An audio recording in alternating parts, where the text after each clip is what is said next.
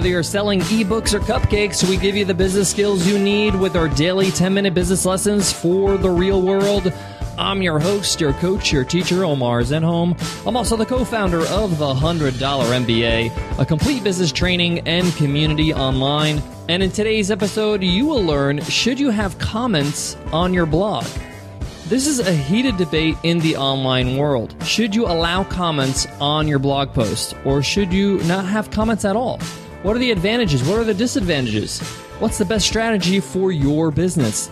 I get into all these details and give you my personal advice in today's lesson, so let's get down to business.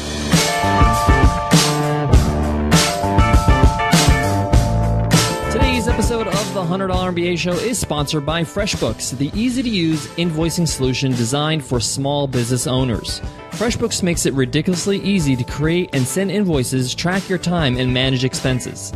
Try FreshBooks for free for 30 days. Just go to freshbooks.com/MBA. That's freshbooks.com/MBA.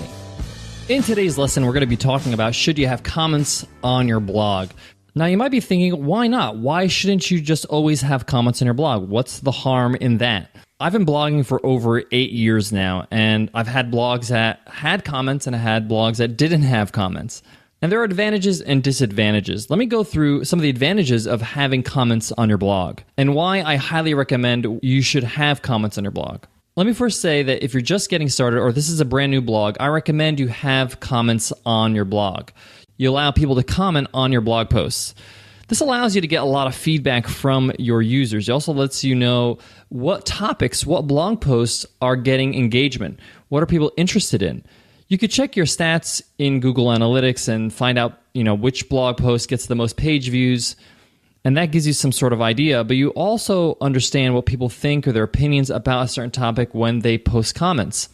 So when you're first getting started, it's a great way to get feedback because sometimes a lot of blog posts can develop into a video and then later on even a product because people are really engaged in it. So having comments really helps in that regard. It also helps you get to know your readership. If you have comments on your blog, be prepared to reply to these comments and engage with your audience. They might ask you questions about what you wrote. They might give their experience about the topic. And it's great to reply to every single comment. This also applies if you're guest posting on another blog and they have comments. But when it comes to your blog, you want to make sure you're engaging.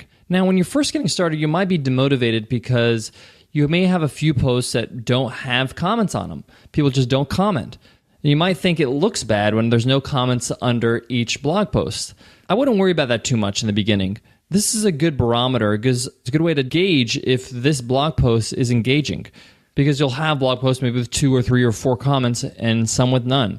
So you'll know which blog posts you need to elaborate on and which ones you have to go deeper in. Maybe you'll write another blog post giving a different perspective on that topic. So the lack of comments and having comments on some posts really does help you. So don't worry about those that don't have comments. Now, if you're going to use comments on your blog, I highly recommend you use a plugin called Discuss. And Discuss is spelled D-I-S-Q-U-S.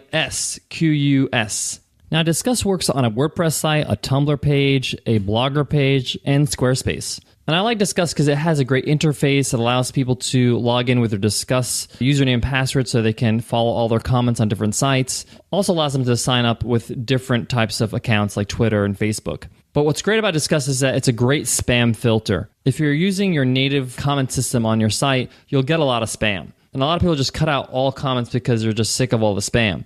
So Discuss is a great solution. Now, why would you choose not to have comments on your blog?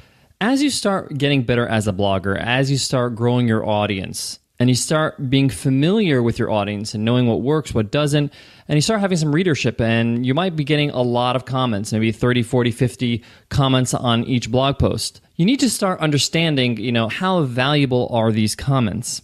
Now, there was a blog that I had that I was getting a lot of comments, and they were great, but most of the comments were not really giving me any useful information. It was either, that's a great post, thanks for your help, Omar, or it was, I completely agree. And that's great, and that's wonderful. But I had to reply to every single comment, and it just was very hard for me to keep up along with building my business. At the time, I didn't have a team, it was just me. And I had to really ask myself, am I just keeping comments because I like people praising me? Or am I actually getting feedback that can help the blog, help me develop new products? At that point, I kind of know my audience. I know what I'm doing. I know the direction I'm going. I was about a year in at that time. And I decided to shut off comments on that blog. And it didn't affect my readership. It didn't affect the traffic I got. It just allowed it to be a cleaner design, and it just allowed me to just focus on creating great content. Also, my writing style changed with that blog, and I was writing pieces that really weren't discussion pieces. They were just my opinions, or they were lessons. They were takeaways, or they were instructional type blog posts, like a step-by-step post. So there isn't really a discussion to be had. The comment that would be on there would be either, great job, I love this post, thanks for that. And they can still email me. If they're on my email list, they can reply to any email, and I can reply to their email, and I do that always. I still do that. If people email me or reply to any emails on my email list, I reply personally. So I wasn't really getting the feedback I needed, and it just seemed like a cleaner thing to do to shut off comments. And that's hard because it's nice to have all these comments on your blog, and it makes you feel good, it makes you look good, it makes you think that your blog is successful. But once you've kind of recognized, okay, I have success now, it's fine, right? You have to ask yourself, is it worth the investment of replying to every single comment that thanks for your praise, thanks for this, yeah, I agree too. Like, is that really useful discourse? And it was a hard decision, but it was the right decision because I was able to dedicate more time to creating great blog posts. Now, obviously, this is a choice that was made because I was abiding by that rule of replying to every single comment. If I didn't care about replying to comments, then it wouldn't be a problem. But I do believe that replying to comments that are there is very important. Guys, I got more on today's topic, but before that, I got to give love to today's sponsor, Vistaprint. Every small business needs business cards, and the place that we recommend when it comes to creating and printing your business cards is Vistaprint. We've been using them for years. In fact, if you want to take a look at our business cards that we've created with Vistaprint, you can go to today's show notes. You could check those out at 100mba.net/MBA354. A business card is something you have to have on you all the time. It's still the easiest way to transmit your information, to let people know what you're all about and how to find you and learn more. And Vistaprint is making it super easy for you to start printing amazing looking business cards. They're giving an amazing offer to our $100 MBA listeners. You can get 500 business cards for just $9.99 when you enter my promo code MBA at checkout. You can customize text, colors, backsides, upload your logo.